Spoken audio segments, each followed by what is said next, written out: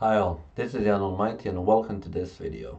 So today once again I have a game for you with Fischer, and this time I'm also introducing a new world champion to my channel, and this is Tigran Vartanovich Petrosian. So at this point in time in the Interzonal tournament in Portoroz, actually in 1958 Petrosian wasn't yet a world champion. He had become a world champion in 1963 and was a world champion for 6 years until 1969 when actually Spassky took over. So we are talking about a very strong player here, a player on his rise, and a definite very good test for Fischer. Fischer, as a 15-year-old here, plays against Petrosian and actually wants to try out his game as black. So we have seen Fischer playing against Stahl, a very good game, also playing against Larsen, winning that beautiful beautiful variation of the Sicilian Dragon.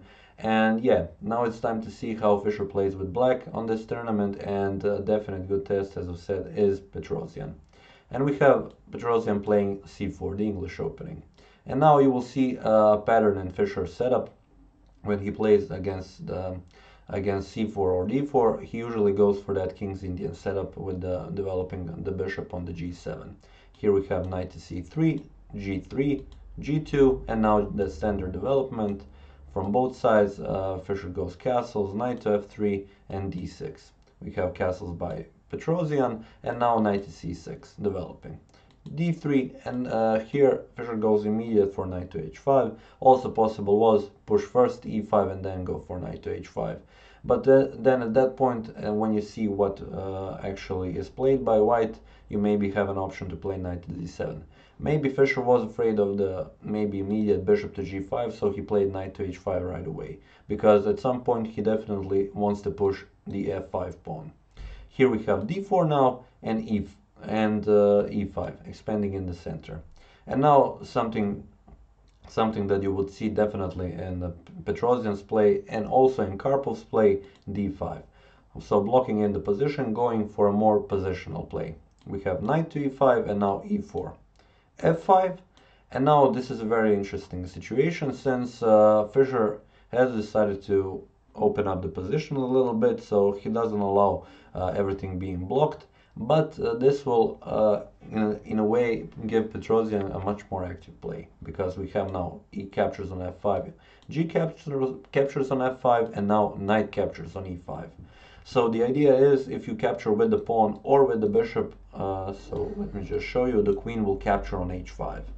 So here white has a much more active play, and also he is a pawn up. So Petrosian would definitely enjoy this. So Fischer first plays knight captures on g3.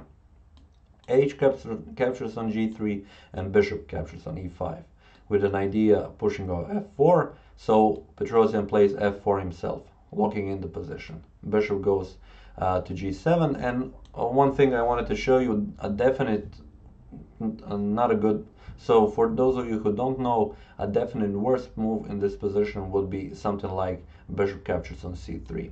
You may think, okay, I have just doubled up the c pawn, so white in this position, but in a sense you will very quickly lose this game.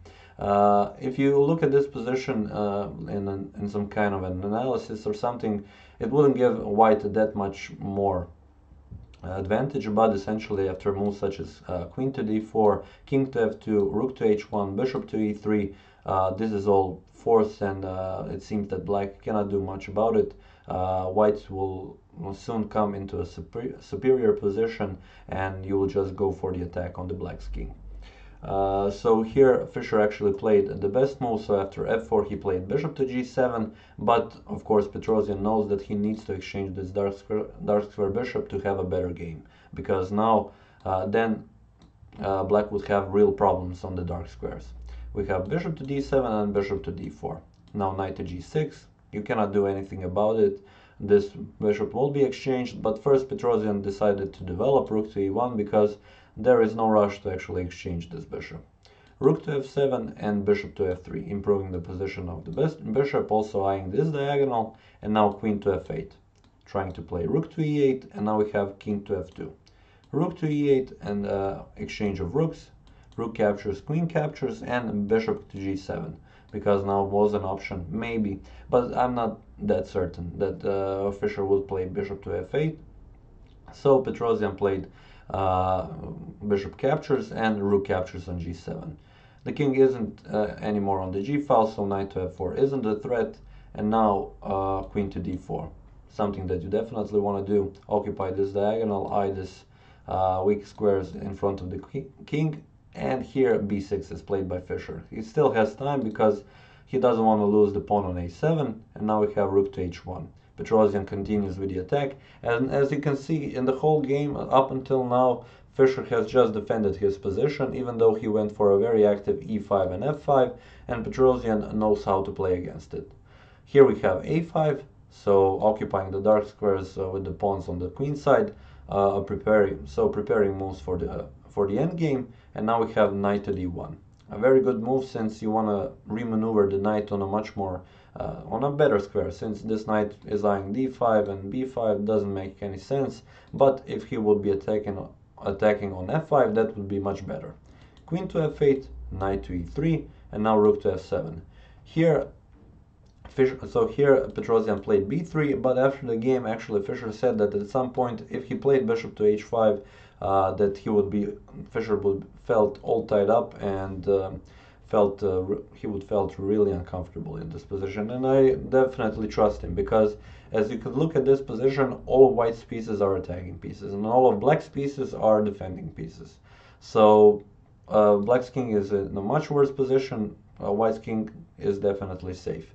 So the thing is, sometimes you don't have to go for a material advantage. Just making your opponent feel uncomfortable can make him to create some kind of a mistake. And here maybe Fischer would have made it, but yeah, Petrosian played b3, a kind of a setup that you don't want to have for your endgame, since you have a light square bishop and all of your pawns are on light squares. As I said, Fischer has all of his pawns on dark squares and a light square bishop, a much better situation for the endgame. But here queen to g7 was played, the queens were exchanged, and now the position simplifies very much, and Petrosian needs to look for something else in this position. He plays a3, preparing b4, and now we have rook to f8, bishop to e2, remaneuvering to d3, knight to d7, and bishop to d3. So now the pressure is on the f5 pawn. h6, rook to h5, all the pieces are attacking, but now bishop to e8. Actually here Fischer is taunting Petrosian to capture on f5, but that is a move that would lose the game. It might seem that after knight captures, rook captures, that this position is, the Petrosian just won a pawn, but actually rook just moves to h8, and now the threat is bishop to g6, whatever white plays, and this rook cannot go anywhere. So this would be definitely lost. Petrosian sees this and he plays rook back to h2. We have bishop to d7, rook to h1, and rook to h8. So now it's a game of cat and mouse. So essentially both players are just looking for the other to make a mistake. White has a bit more active position, so much more space, so he can look for some chances. On the other side, Fischer is still defending.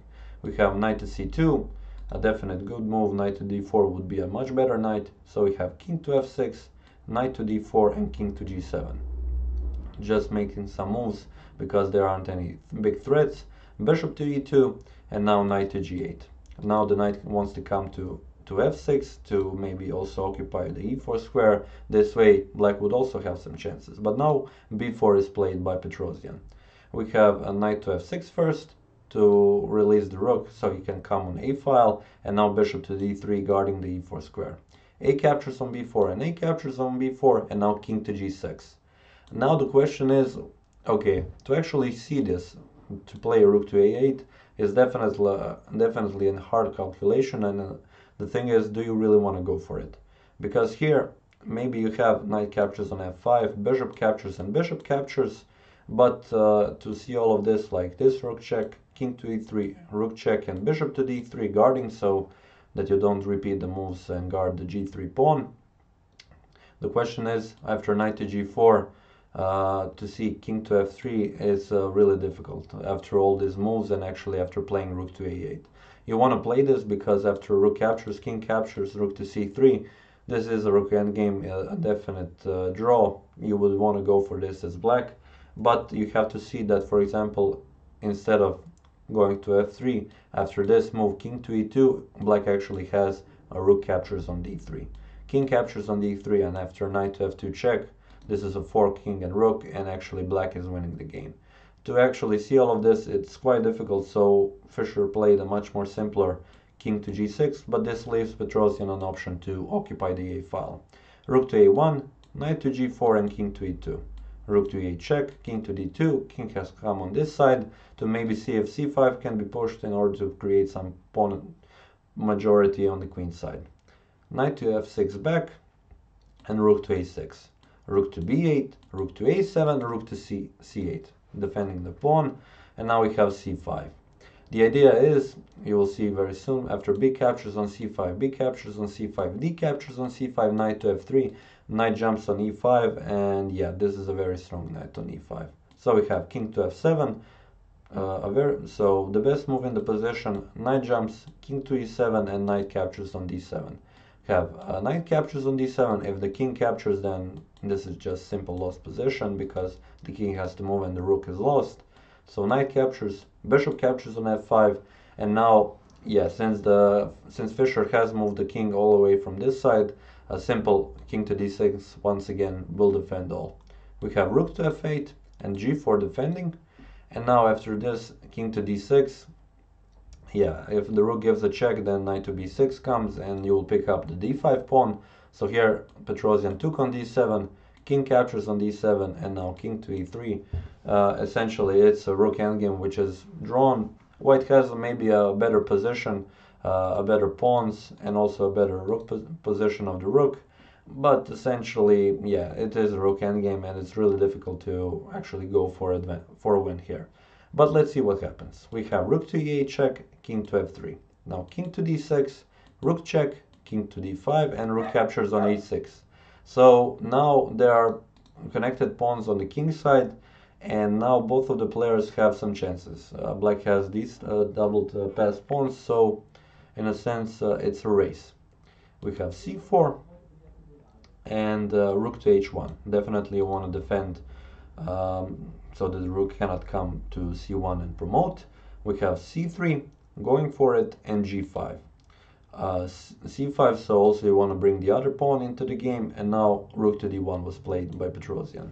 The question is, could have he won the game if he played f5? The thing is, can this pawn be stopped? Actually, there are some couple of variations that maybe could lead to a position that could be won, but it's a very difficult position, and it's really difficult to see it. If at any point king comes to the e-file, like let's say like this, rook can check and you lose the rook, white is winning. So you cannot do that. You have to play something like rook to e5, but now rook to d1 check, king to c4, and king to f4. Now c2 is also a possibility, and rook comes to c1, rook to e2 defends, and now g6, going with the pawns. King to c3, g7, rook to g2, and f6. Now we have king to b2, rook to e1, for example, and after this we have the king is on c1, and for example king comes on f3. If rook to g6 attacks both of the pawns, we have f7, rook to g7, and pawn promotes, and actually this is a winning endgame, but it's really difficult to win with a human, especially if black knows how to defend. Now you don't want to defend the pawn on g5 or c7 because queen to f4 just gives a check to the king and takes the rook. You have to give up the c pawn, and you have to bring the rook closer to the king in order to defend it. Yeah. But okay, this is just one of the variations, one of the many variations that could have happened, and to actually calculate all of this is really difficult.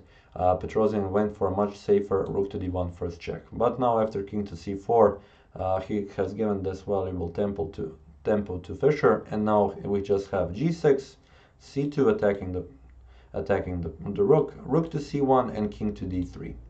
Now we have f5 and rook to g8. So the best move in the position locks in the pawns. Neither of the pawns can move because you lose the other pawn. King to f4, bring the king closer, and now king to d2. Rook captures, king captures, and king to g5. c4, f6, c3, f7, and actually in this position they decided to draw, they agreed to a draw, because essentially now rook captures on g6, king captures on g6, king to b2, f8 queen, c2, and this is a drawn position. As you all know, if the pawn is on the a2, c2, f2, and h2, it's a drawn position, and if the pawn is on g2, e2, d2, and b2, then white is actually winning in the position. So this is something, if you don't know, you can also check out my video on the endgame where you have a queen against a pawn. And yeah, this is pretty much it for the game. Props to Fischer, yeah, defending against Petrosian as a real a real monster, so to speak. Yeah, Petrosian in the end, having a much more active position, having much more chances, didn't manage and didn't found a way how to penetrate Fischer's defenses. And yeah, this is pretty much it for this video and this game. Yeah, I will continue with the Fischer series with another game from the Portoroz Interzonal tournament. This is also a fun fact to mention, one of the other memorable games of Fischer, actually third in a row, so definitely one to be covered. And yeah, as I said, this is pretty much it for this video. I would like to thank you for watching it, and I will see you next time.